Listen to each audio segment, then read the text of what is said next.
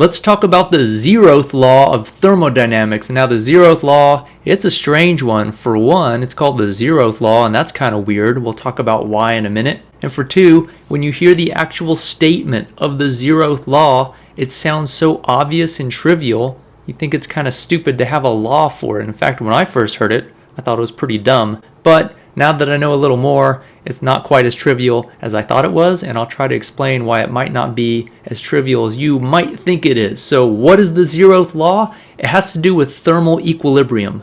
And to demonstrate thermal equilibrium, let's say you had a piece of pie, key lime pie, and you also had a steel sphere.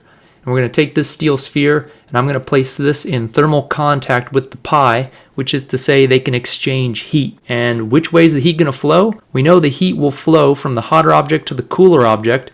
Let's say our pie was in the freezer. It's nice and cold, and our sphere was sitting at room temperature, so it's the relatively hotter object. Then we know heat will flow from the hot object to the cool object, which is to say heat will flow from the steel sphere into the pie. But this net exchange of heat stops at some point. At some point, the sphere heats up the pie enough that no net heat is transferred one way or the other, and basically, you just have a pie and a steel sphere sitting there, and no net heat is transferred. And when that happens, when no net heat gets transferred between two objects, we say they're in thermal equilibrium.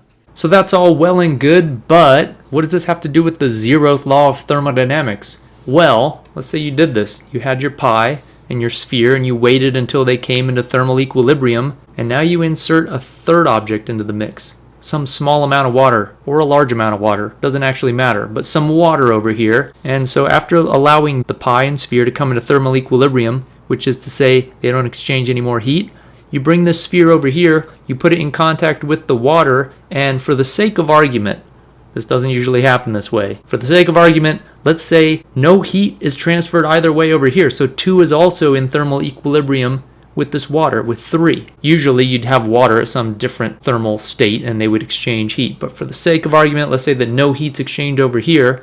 That begs a question.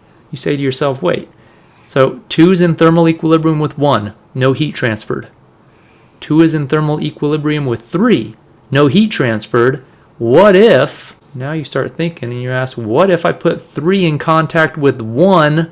Will there be any heat transferred? That's the crux. That's the question that the Zeroth Law of Thermodynamics addresses, and the answer is no. No heat's going to get transferred here either. So the Zeroth Law says that if object 1 is in thermal equilibrium with object 2, and object 2 is in thermal equilibrium with object 3, then object 1 is also in thermal equilibrium with object 3.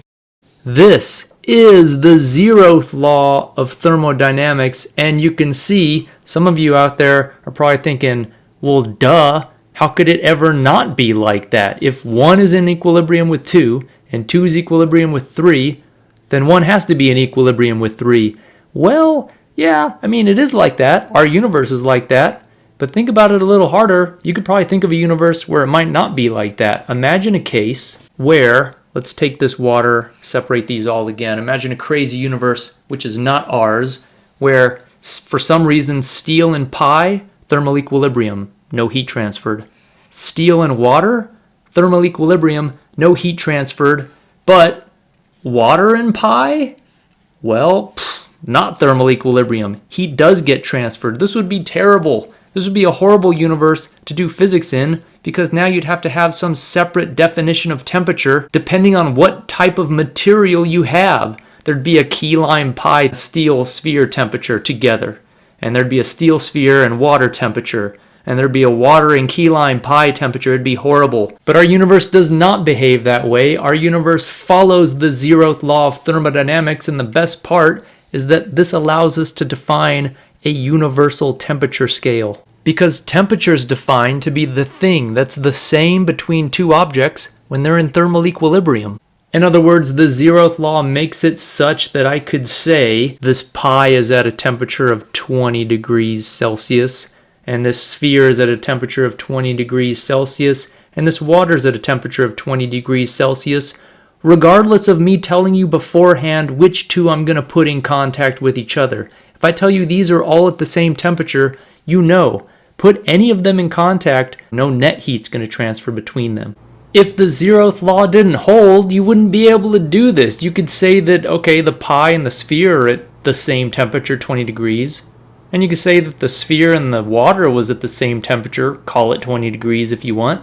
But the water and the pie would not be at the same temperature. You couldn't call these both 20 degrees. You'd have to have separate scales, and that's why this would be horrible. That's why you should respect and love the zeroth law of thermodynamics. But why is it called the zeroth law of thermodynamics? Well, physicists had been working on the first law of thermodynamics for a long time. They got that pretty well nailed down.